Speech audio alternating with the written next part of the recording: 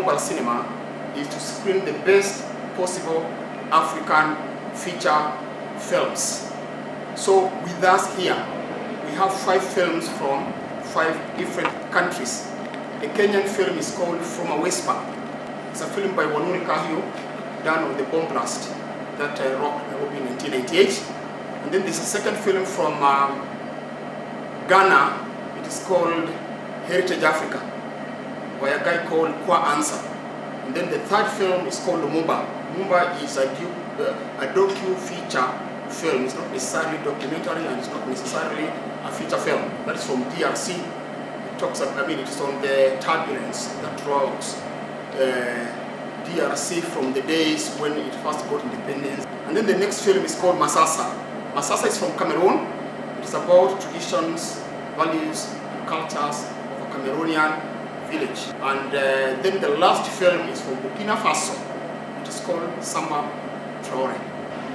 It talks about how we hide in the forest of our cities. When we get back home, we receive our heroes welcome.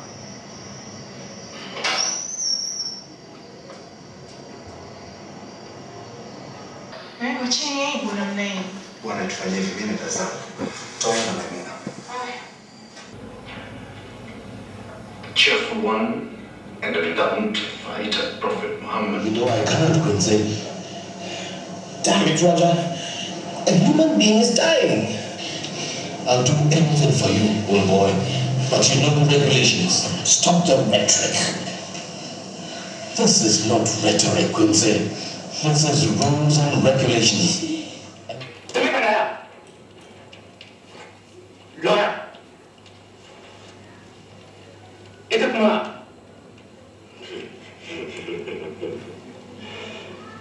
Il doit faire donner à ce homme-là. Il y a pêche, il y a chouin.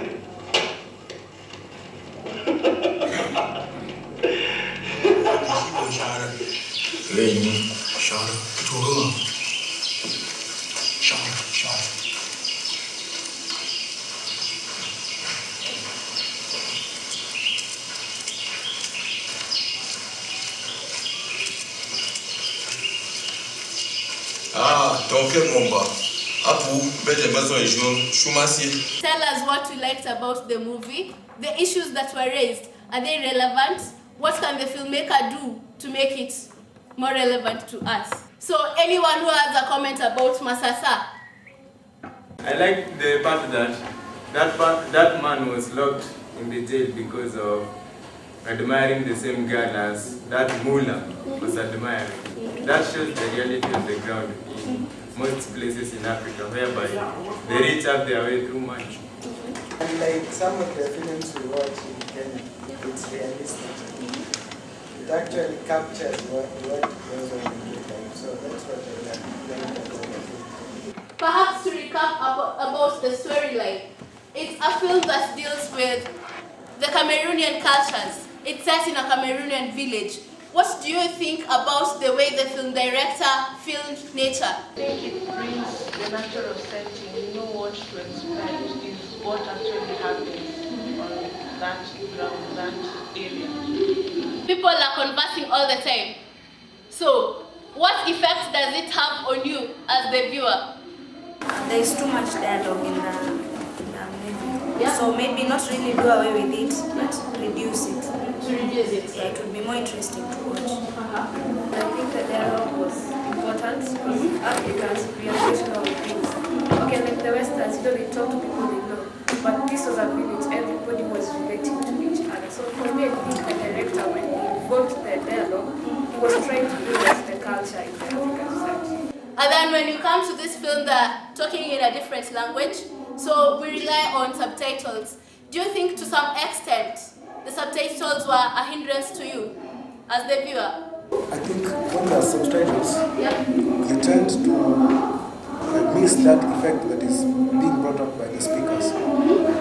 In some languages, the feeling of love, maybe when they put in the titles, they miss some words. You cannot expect the writer to keep every detail.